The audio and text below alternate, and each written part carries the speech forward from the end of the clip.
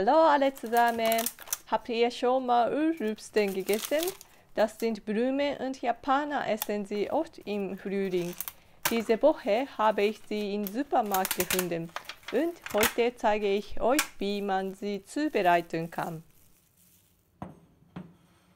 Zuerst müssen sie gewaschen werden.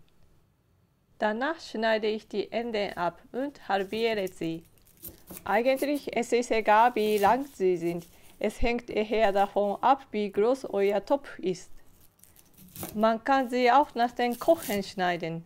So könnt ihr mehr Nährstoff aufnehmen. Die Enden brauchen wir nicht. Diese könnt ihr wegwerfen. Dann sind sie bereit zum Kochen. Etwas Salz hinzugeben.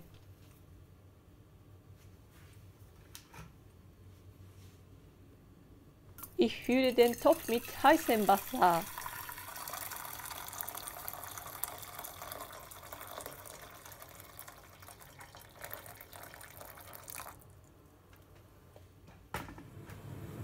Und jetzt lege ich alle Ölrübsen in den Topf.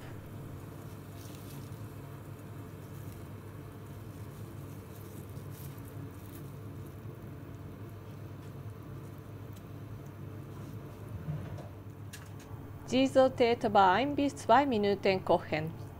Bitte passt auf die Zeit auf, wenn sie zu lange gekocht werden, schmecken sie nicht gut. Während des Kochens alles gut mischen. Die Farbe der Ölrübsen ist sehr intensiv. Es sieht bereits sehr lecker aus. Die Ölrübsen sind nun gekocht. Jetzt schütte ich das heiße Wasser aus. Bitte pass auf, es ist echt heiß. Ihr seht doch den Dampf. Lass das heiße Wasser abtropfen.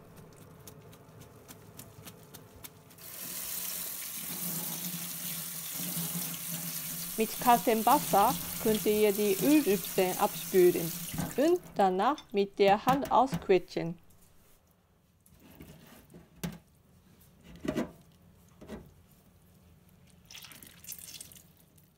Als nächsten Schritt bereite ich die Soße zu. Ich gebe eine Esslöffel Sojasauce zu einer kleinen Menge Senf.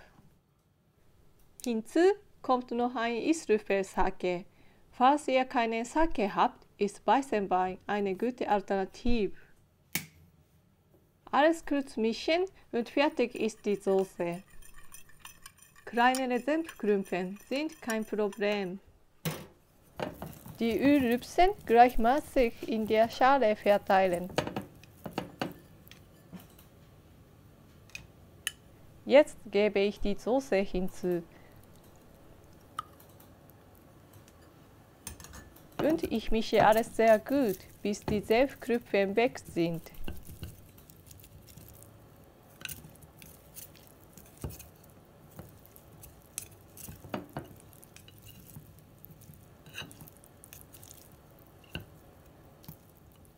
Vielen Dank für das Zuschauen. Bitte genießt die Kirschblüte in Tokio.